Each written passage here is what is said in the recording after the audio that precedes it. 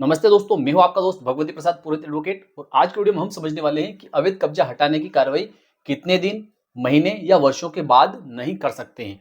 और इस प्रकार का वर्णन जो है किस न्याय दृष्टांत में आया है, अर्थात किस फैसले में आया है। इस प्रकार का जो फैसला है वो किस न्यायाधीश महोदय ने सुनाया है और कहां पर वह केस चला था और उसमें क्या क्या बातें बताई गई थी, उन बातों को भी आज के वीडियो में हम समझने वाले हैं। तो इस ग्राफ के माध्यम से हम ऐसे समझेंगे कि जैसे मान लेते हैं एक व्यक्ति जो है, उदाहरण के लिए ये रामलाल है, एक व्यक्ति उदाहरण के लिए ये श्यामलाल है, ठीक है। और इन दोनों के ये दोनों अलग अलग खेत है। तो आपने चैनल को सब्सक्राइब नहीं किया तो चैनल को सब्सक्राइब कर लीजिए, बेल आइकन को प्रेस कर दीजिए और इस वीडियो को फटाफट लाइक कर दीजिए, क्योंकि इस चैनल के माध्यम से आपको मिलती है सरल आसान भाषा में कानून की नई नई जानकारी। तो आइए वीडियो को शुरू कर लेते हैं। ठीक है दोस्तों, क्या होता है कि अगर किसी व्यक्ति की जमीन पर कोई व्यक्ति कब्जा कर लेता है तो उस व्यक्ति को हटाने के लिए कोर्ट के माध्यम से कार्रवाई करनी चाहिए। और अगर कोई व्यक्ति जो है लंबे समय तक अगर कब्जे में रहता है तो ऐसी स्थिति में फिर वह व्यक्ति जो है जिसने कब्जा कर रखा है उस व्यक्ति को हटाया जाना बड़ा मुश्किल होता है। लेकिन इसके बारे में कानून में एक प्रावधान दिया गया है कि उस मियाद के बाद में, अर्थात उस अवधि के बाद में किसी भी व्यक्ति को आप आपकी संपत्ति से नहीं हटा सकते हैं। ठीक है, तो इसको ऐसे समझेंगे कि जैसे मान लेते हैं कि ये रामलाल जो है इसका यह खेत है, ठीक है, और श्यामलाल का जो है यह खेत है। ठीक है, अब क्या होता है कि रामलाल जो है इसके खेत पर ये श्यामलाल जो है यहाँ तक कब्जा कर लेता है। क्या करता है? यहाँ तक कब्जा कर लेता है, या फिर इस पूरे खेत पर ये श्यामलाल जो है पूरे खेत पर ऐसे, पूरे खेत पर यहाँ से यहाँ तक पूरे खेत पर ऐसे कब्जा कर लेता है। अब क्या होता है कि जैसे ही ये रामलाल जो है इस जमीन का सीमांकन करवाता है, क्या करता है? सीमांकन करवाता है और तहसीलदार महोदय के समक्ष आवेदन पेश करता है। और उस सीमांकन में यह आता है कि इस खेत पर इस रामलाल का कब्जा न होकर इस श्यामलाल का है, लेकिन राजस्व दस्तावेजों में अर्थात सरकारी कागज में ये जमीन जो है यह इस रामलाल के नाम पर है। ठीक है, तो इसको ऐसे समझेंगे कि जैसे इस रामलाल ने तहसीलदार महोदय के समक्ष, आज जैसे तारीख है कि 7/12/2023 को आवेदन पेश किया। कब किया? 7/12/2023 को तहसीलदार महोदय के समक्ष सीमांकन के लिए आवेदन पेश किया। अब तहसीलदार महोदय के द्वारा पटवारी महोदय या आरआई महोदय, जो राजस्व निरीक्षक महोदय रहते, उनको नोटिस जारी किया कि इस जमीन का सीमांकन किया जाए और आसपास के पड़ोसी कृषक जो है उनको भी सूचित किया जाए। अब तहसीलदार महोदय के द्वारा जब पटवारी और राजस्व निरीक्षक को नोटिस दिया जाता है तो उसके बाद वे क्या करते हैं कि इस जमीन के चारों तरफ जो जो लोग हैं उन सभी को सूचना पत्र भेजते हैं और उसके बाद में इस जमीन का सीमांकन करते हैं।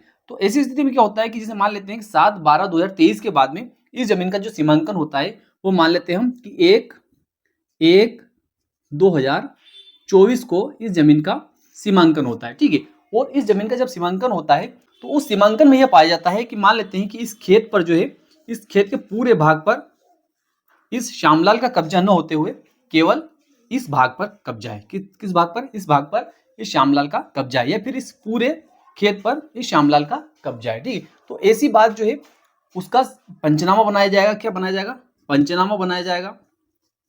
उसके बाद में उसकी एक रिपोर्ट बनाई जाएगी, रिपोर्ट अर्थात प्रतिवेदन बनाया जाएगा और सारी कार्रवाई की जाएगी। उसके बाद में वह कार्रवाई जो रहेगी वो पूरी कार्रवाई कहां पर? तहसीलदार महोदय के समक्ष पेश कर दी जाएगी। ठीक है, अब क्या होगा कि इस व्यक्ति को जो है, इस रामलाल को कब जानकारी हुई कि इसकी जमीन पर या इसकी किसी जमीन के किसी भाग पर इस श्यामलाल का कब्जा है? तो वह जानकारी जो हुई उसको कैसे हुई? यह 1/1/2024 को हुई। कब हुई? 1/1/2024 को इस रामलाल को जानकारी हुई कि इस श्यामलाल के द्वारा इस रामलाल की जमीन पर अवैध कब्जा कर रखा है। ठीक है, तो अब ऐसी स्थिति में ये रामलाल जो है इसको कौन सी सावधानी रखनी चाहिए? जैसा कि हमने पहले समझा था कि अवैध कब्जा हटाने की कार्रवाई कितने दिन, महीने या वर्षों के बाद नहीं कर सकते हैं। ठीक है, तो इसके लिए देखिए, इसके लिए जो प्रावधान दिए गए हैं वो ये है कि 1/1/2024 से 12 वर्ष के भीतर, ठीक है, कब? 12 वर्ष के भीतर इस रामलाल को इस श्यामलाल के विरुद्ध कार्रवाई करनी चाहिए। अगर ये 12 वर्ष का जो समय है, कितना?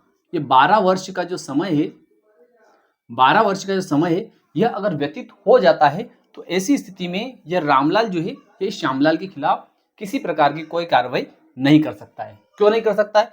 क्योंकि जब इस रामलाल को 1/1/2024 को ज्ञात हो चुका है कि इसकी जमीन पर इस श्यामलाल ने कब्जा कर रखा है और उसको भी हटाने के लिए अगर रामलाल जो है ये इस 1/1/2024 से आगे 12 वर्षों तक इंतजार करता है कि यह कब्जा छोड़ देगा, और ऐसी स्थिति में यह कब्जा नहीं छोड़ता है और इस रामलाल की जानकारी में इस श्यामलाल का कब्जा बना रहता है, तो ऐसी स्थिति में क्या होता है कि प्रतिकूल कब्जे के आधार पर, अर्थात विरोधी कब्जे के आधार पर ये श्यामलाल जो है 12 वर्षों के बाद में ये जमीन जो है इस रामलाल की जितनी जमीन इस श्यामलाल के पास में निकली थी उसका मालिक बन जाएगा। आगे मैं आपको ये भी बताऊंगा कि ऐसा जजमेंट कौन से न्यायालय ने पारित किया था, कौन से वर्ष में किया था, उस जजमेंट का नाम क्या है, उसका केस का नंबर क्या है। ठीक है, तो यहां तक हम समझ चुके हैं। तो अब मैं आपको बताने जा रहा हूं कि इस प्रकार का जो जजमेंट था वह न्यायमूर्ति